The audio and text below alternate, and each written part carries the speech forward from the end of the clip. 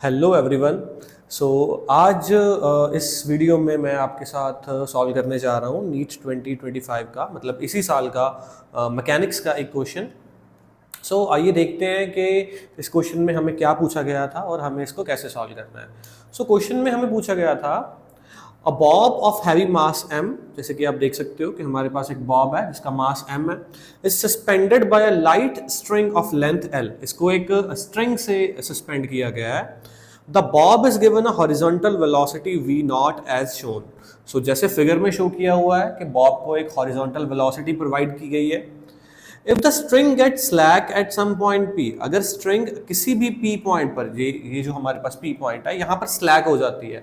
Slack का मतलब है कि अगर ये ढीली पड़ जाती है p पॉइंट पर और हॉरिजॉन्टल के साथ हमारे पास थीटा एंगल बन रहा है, तो हमें रेशियो फाइंड आउट करनी है v और v नॉट की। v क्या चीज है? v हमारे पास स्पीड है p पॉइंट पर। यहां पर कितनी वेलोसिटी है और यहां पर कितनी वेलोसिटी है, उनके मैग्नीट्यूड्स का हमें रेशियो फाइंड आउट करनी है। ठीक है, basically we need to find v upon v naught, right. आइए देखते हैं कि हम इसको कैसे कर सकते हैं। इसको सॉल्व करने के लिए p पॉइंट पर सबसे पहले हम बनाएंगे इसकी free body diagram. Free body diagram बनाने के लिए मैं दो एक्सेस बना लेता हूं। ये हमारे दो परपेंडिकुलर कोऑर्डिनेट एक्सेस है, ठीक है। एंड यहां पर भी मैं एक रेफरेंस लाइन बना लेता हूं, ठीक है। अगर ये एंगल थीटा है तो ये एंगल भी हमारे पास थीटा होगा, ठीक है।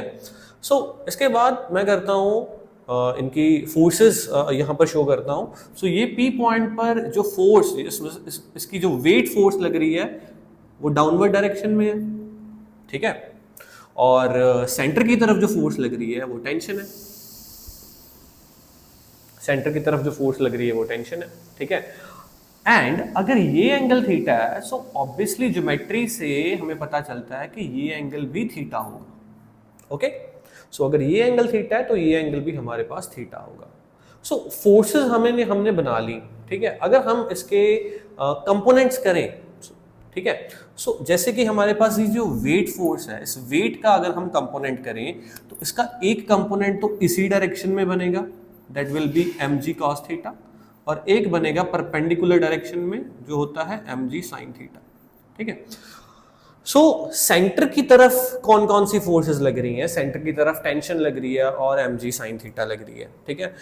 Tension plus mg sin theta है जो, ये हमारे पास हमारी सेंट्रीपिटल फोर्स है। सेंट्रीपिटल फोर्स का फॉर्मूला होता है mv स्क्वायर अपॉन रेडियस। तो रेडियस हमारे पास l है सर्कल का, तो l पुट कर दिया। क्योंकि क्वेश्चन के अकॉर्डिंग हमारे पास जो p पॉइंट पर स्ट्रिंग है वो स्लैक कर जाती है, ठीक है। यहां पर लिखा भी होता it will slack eight point p। Slack करने का मतलब ढीली पड़ जाती है। अगर स्ट्रिंग ढीली पड़ गई तो मतलब टेंशन जीरो है।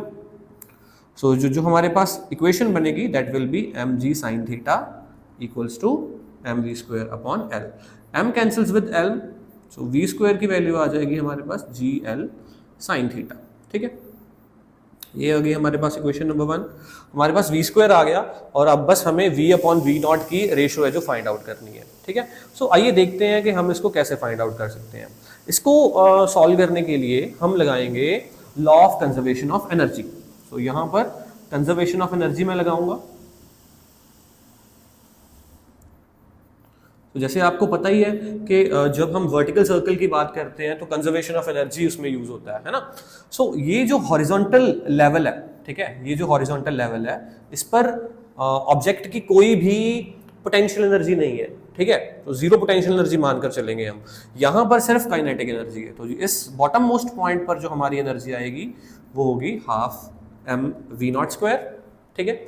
और ये जो पॉइंट p है, इस p पॉइंट पर जो हमारी एनर्जी आएगी वो होगी half m v square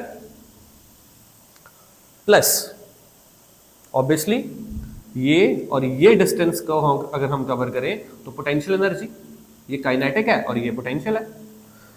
but हमें इसमें h की वैल्यू नहीं पता है ना। ये h की वैल्यू हमारे पास क्या आएगी वो भी हमें पता करनी पड़ेगी, तभी हम सॉल्व कर सकते हैं आगे। इस h की वैल्यू को सॉल्व करने के लिए मैं देखता हूं कि h है क्या। h यहां से लेकर यहां तक का डिस्टेंस है ना। तो यहाँ पर जीरो एनर्जी थी और यहाँ पर h डिस्टेंस अगर हम ले लें ये वाला l प्लस ये एक्स्ट्रा, तो ये टोटल h बन जाएगा, है ना।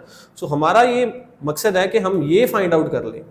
ये अगर फाइंड आउट हो गया तो ये तो हमें पता ही है, तो h की टोटल वैल्यू हमारे पास आ जाएगी।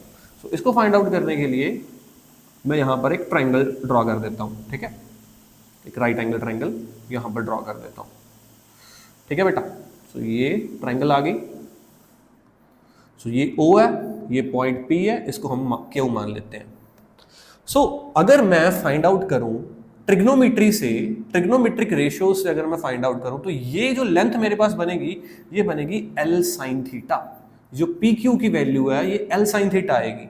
तो टोटल H की वैल्यू हमारे पास क्या आ गई? H की वैल्यू हमारे पास आ गई L plus L sine theta. सो अगर मैं इसको यहां पर प्लग कर दूं, L plus L sine theta, ठीक है, और M में जो वो कैंसिल आउट हो जाएंगे सभी। सो ये बच जाएगा हमारे पास V not square equals to V square by 2 equals to G, L common आ जाएगा 1 प्लस साइन थीटा, ठीक है। और फाइनली हमारे पास बन जाएगा V not square minus V square equals to 2GL 1 plus sine theta. ये आ गई हमारे पास इक्वेशन नंबर 2, ठीक है। सो आप अच्छे से देख लो, ये इक्वेशन नंबर 1 है और ये इक्वेशन नंबर 2 आ गई। सो इक्वेशन नंबर 2 आने के बाद हम क्या करते हैं, हम डिवाइड कर देते हैं। इक्वेशन नंबर 2 को इक्वेशन नंबर 1 से हम डिवाइड कर देंगे। इक्वेशन नंबर 2 को इक्वेशन नंबर 1 से हम डिवाइड कर देंगे। सो डिवीजन के बाद हमारे पास क्या बचेगा, 2GL 1 plus sine theta upon GL sine theta. GL cancels with GL, ये बच जाएगा 2 plus 2 sine theta upon sine theta. ये बन गया V not square upon V square minus 1, V not square upon V square equals to 1 plus 2 sine theta upon sine theta. So इसको solve करने के बाद हमारे पास आ जाएगा बेटा 2 plus 3 sine theta upon sine theta. अगर हम इसका रेसिप्रोकल कर दें तो रेसिप्रोकल करने से V square upon V not square sine theta upon 2 plus 3 sine theta. Square root कर देते हैं दोनों तरफ, V upon V naught equals to sine theta upon 2 plus 3 sine theta raise to power 1/2। तो ये जो हमारे पास फोर्थ ऑप्शन है, ये हमारे जो आंसर को सेटिस्फाई करती है। तो ये जो क्वेश्चन का आंसर है that is option 4। So I hope कि आपको ये क्वेश्चन अच्छी तरह से समझ लग गया होगा। सो इसी तरह की वीडियोस देखने के लिए please like, subscribe and share with your friends. So